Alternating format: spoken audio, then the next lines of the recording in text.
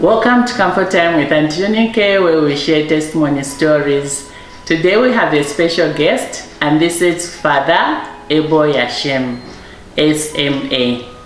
Father Ebo is the assistant parish priest for St. Agnes in Ibex. We're so grateful to have Father with us today because the topic we are discussing is marriage and divorce in the Catholic Church. This is a topic that has confused many, that has upset many, that has brought all kinds of emotions. And Father is here today to help us understand what all this is about biblically. Welcome to Comfort Time, Father.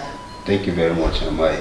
So, Father, is it lawful for anyone to divorce the wife for any reason?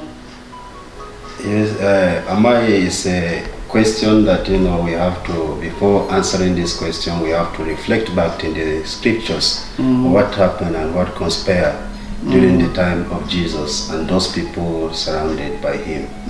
Now, and this very particular question, is from the Gospel of Matthew, chapter 19, verses 3 to 12.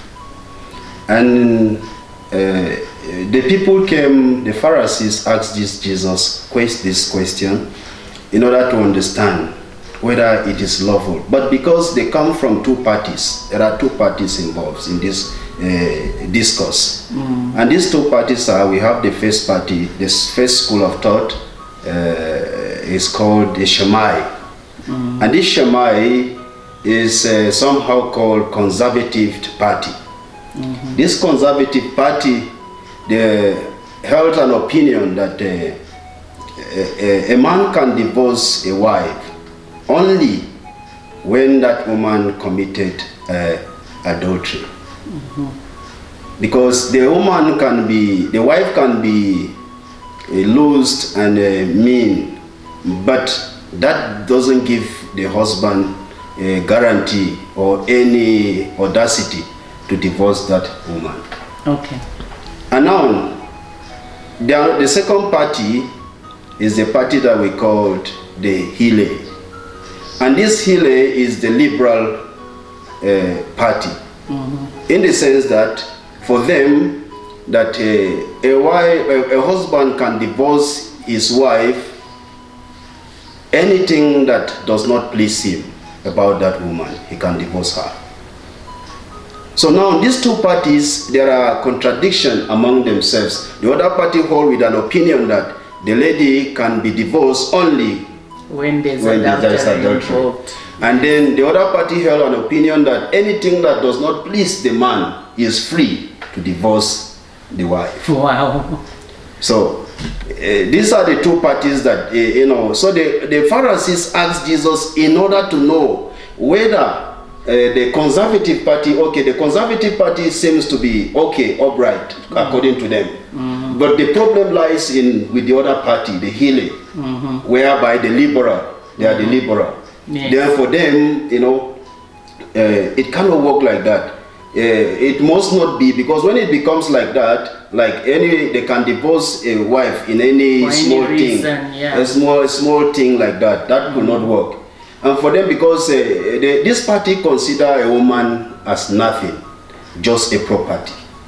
Okay. Yes. For them, a woman for them doesn't matter as such in their own tradition. That is their own point of view. Yes. She's there to just save the man. Exactly. She's just there to satisfy the man or to some other things. That is all. Apart from that, she doesn't mean nothing as such to her. She's just like a property.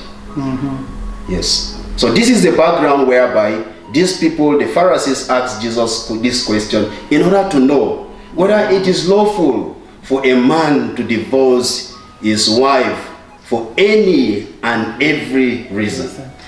Is that why then, Father, that the way Moses said they could give the certificate of divorce? Moses asked them to give that certificate of divorce because women were kind of somehow marginalized. Okay. In that circumstance. So Moses wanted at least let this woman be free to go and get something doing. Or let her, exactly. And let her be free in the society. Not just that, because if the husband does not give her that certificate of divorce, she is just closed in her own world. She can't consider nothing. Exactly. She's not there. You know, it's just like, so you have been neglected in the society, your husband neglected you, and the society neglected you, so where will you go? There is nowhere. So Moses gave this law, not because Moses wanted this law to support the divorce, no. Moses gave the law because of what was happening in the society. The compassion he felt for the woman. For the woman, the women entirely, as a group, yes. Okay. Okay, I think, Father, this has brought a lot of issues like in the Catholic Church, because what we know is that there's no divorce in the Catholic Church. Yes. So, but we have so many divorces going on. In fact, right now, it's so alarming to see the rates of divorce in the country. So we have more than, I remember in 2021, we had about 22,000 divorce cases, yes. And 2022, we had more than 31,000. And then 2023, before we even got very far, we already had another additional 9,000, meaning by the end of 2023, we have no idea where we will reach. So this is very worrying. So now, what is of concern too is like in the church, they tell you cannot divorce. And sometimes we have families that really are being beaten or they are battered, whether it's a woman or man, because it's not only men who abuse, even women abuse the men. And yet the church says you cannot divorce. So how do we protect those who are being abused? Yes, we still go back to that time of Jesus Christ, because Jesus, abolished that very particular law of Moses, said that, there is no circumstance or there is no way a man can divorce his wife, because God initially created a man and woman. Yes. So that man and woman, he did not say that men and women. He said man and woman, because there is that completeness that he wanted them to be or to fulfill. Yes. So that union, that man and woman constitute a unit. That is a family. So they become one. Become one. Yes. One flesh, as they said it. Yes. So in that one flesh, they are capable, or they have to live in that unison. They have to live together as one. So living together doesn't mean that things will be going well, or whether things will be absolutely in a good way. Things can turn the other side. Goods, the do's and the don'ts can happen in between that marriage. Yes, but they are encouraged, to be able to live together, to understand each other, to establish a good union, let me put it that way. Or that relationship that they need to have with each other. So that relationship, they continue, even though they have grudges among each other, they should be able to reconcile themselves, and life moves on. Okay, but Father, is there a point where the church allows the separation? The church per se has not allowed a divorce in the Catholic Church, because they still hold that teaching of their master, who is Jesus Christ. And Jesus abolished this law in the sense that, because, as I said initially, he wanted that absolute serenity to maintain due to the plan of God.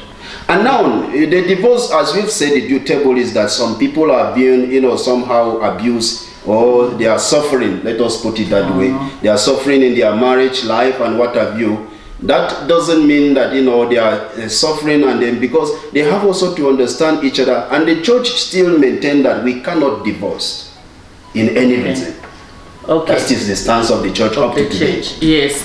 But I also know that in the church, much as divorce is not allowed, separation in situations where it's not safe for a couple to be together is allowed. But that is not divorce. That is just separation. Separation, exactly. For the safety of the parties. Or maybe they must have acquired properties together. That properties can be shared in the courts of law together. Okay. Okay, so what I'm hearing, Father, is that even if you go to court as a Catholic who was married in church to seek divorce, divorce may be granted because it becomes necessary for custody of the children and for sharing of property. But as far as the church is concerned, you are still married even if you have divorced through the courts. Is that what you're saying? The divorce can never be granted in any way in the Catholic Church. Because if you go back when during I just witnessed marriage a few weeks ago, and I asked them that particular question. They said they said we in happiness or in sadness, in joy or whatever, we will still be together until death do us part. And that death do us part, what does that mean? There is no divorce. There is no anything like that at all. So they continue to be together because it's a consent that they have exchanged between the two of them that maintain, and the church witness that people have seen that. So it is for them to be able to understand that, okay, if something is lacking in that marriage, what can they do? They seek guidance from people who must have lived in marriage for some years, and they see that it is working. So they can be able also to seek opinion of people on how they can live their marriage life. If something is wrong, they should be able to tackle that problem to see, okay, what can we do in order to to have a good relationship among ourselves. Despite the fact that we are fully aware that things cannot be absolute good, but we can be able to try to understand each other, to maintain that relationship, and also to encourage each other in our own way. Okay, thank you, Father. That is going to encourage and free a lot of Catholics who may be living apart or who may have divorced through the courts of law, because it becomes very difficult to explain that they saw you going through the courts to divorce, and then they take it that you are divorced. And my takeaway from this is that the church, the Catholic Church, does not accept divorce. You are free to go to the courts of law to seek divorce for the sake of maybe acquiring, sharing the property, or getting custody of the children, because you need the legal paper to get those things. Exactly. So after you have acquired that, you cannot say, I'm now free, I'm going to remarry. No. You are still married in the eyes of the church until such a time that one of you dies. That is the only time when you are now free to remarry.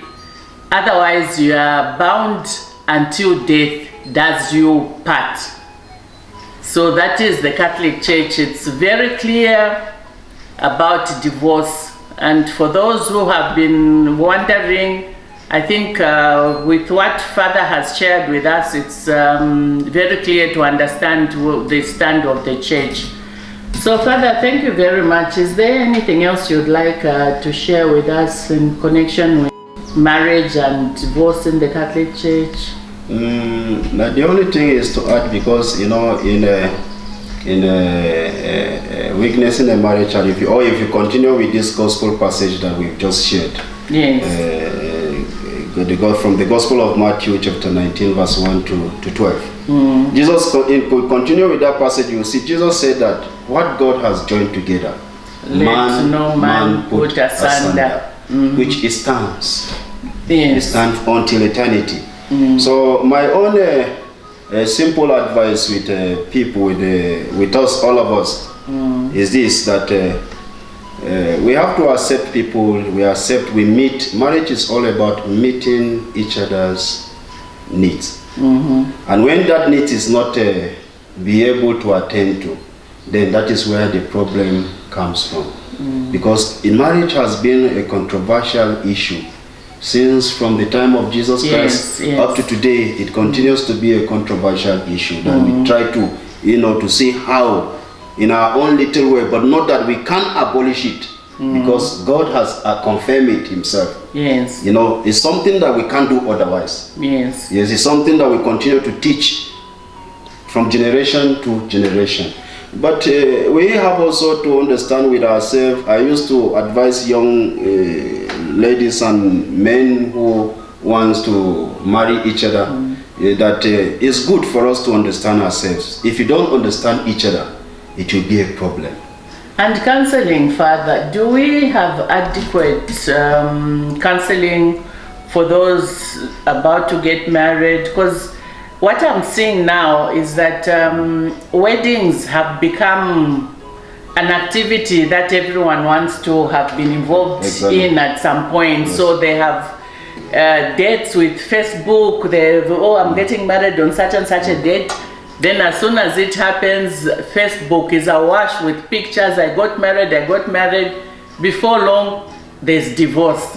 Then you're thinking, and you even gave an example, Father.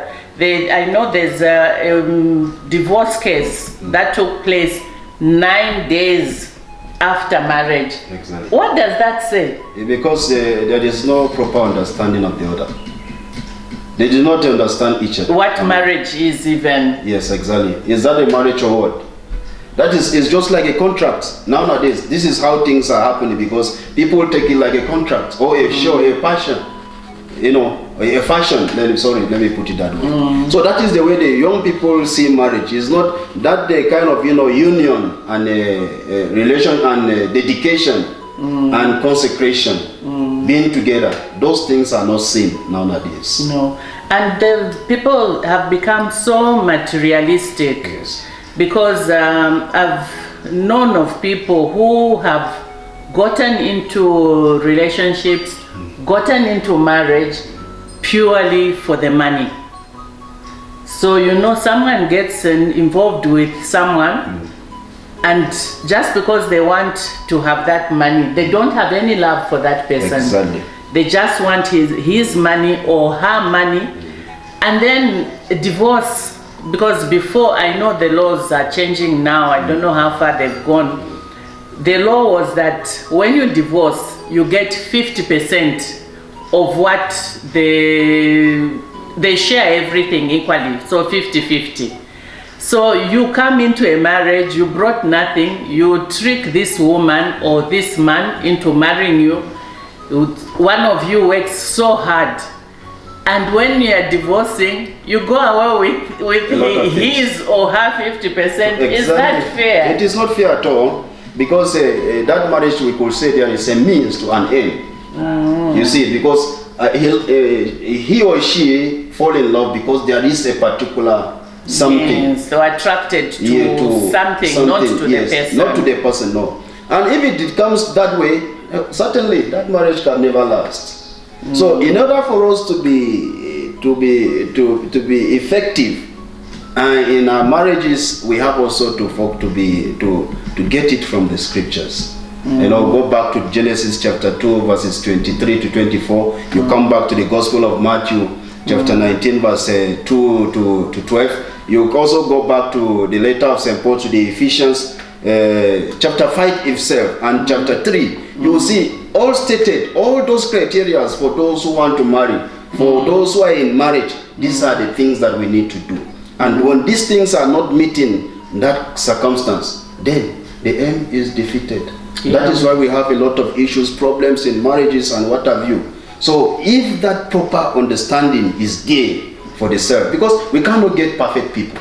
No, we are all human beings. Only one was perfect. Jesus. Oh, exactly. And then that is why we need the two.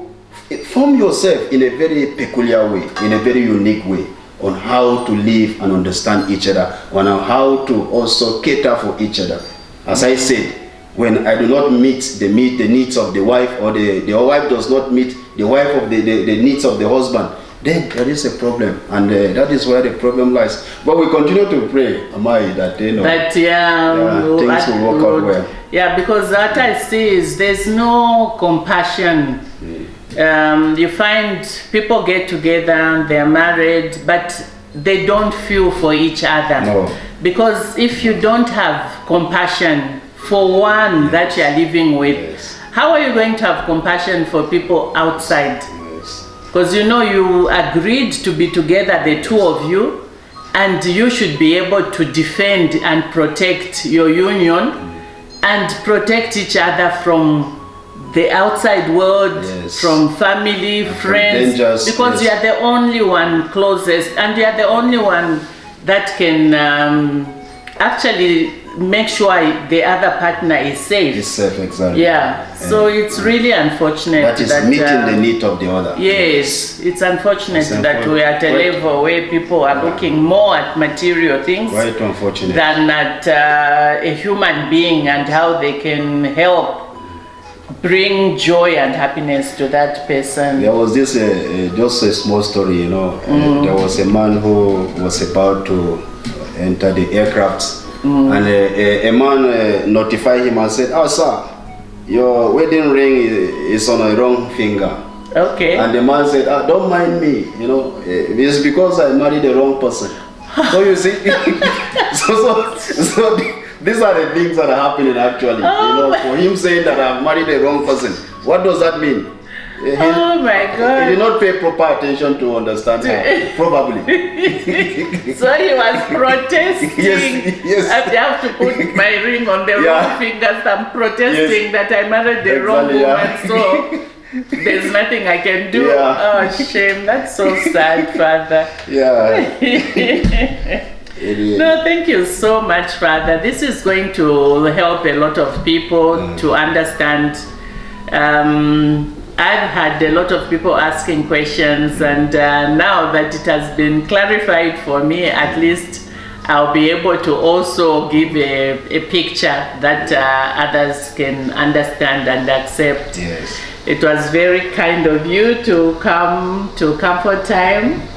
This is very special, and thank you. Yeah, much appreciated, Amai, for giving me this forum to be able to share one or two things. Thank you, pertaining marriage. It has been an issue, and it continues to be an issue unless maybe we try to understand ourselves in this particular setup, in the entire human race.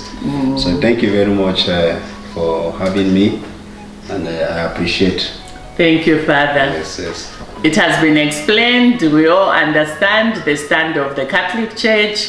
So even if you say, if the Catholic Church is not accepting divorce, I'm going to leave the church and go to another church and therefore get married there, you're lying to yourself. The Catholic Church does not accept divorce. You have to be on your own until one of you dies. Then you are free, because you yourselves said until death do us part. So that is the stand of the church, but separation is allowed in cases where the other party or both parties are not safe. And also in situations where it's necessary to share property or to get custody of the children, because you cannot get that without a legal document. So that is the only time when you can get the divorce, and it's for that purpose only, not to say you have been freed. Comfort Time continues. Thank you for listening. Blessings. If you have subscribed, we're saying thank you. If you haven't, please do. Stay blessed. See you in the next video.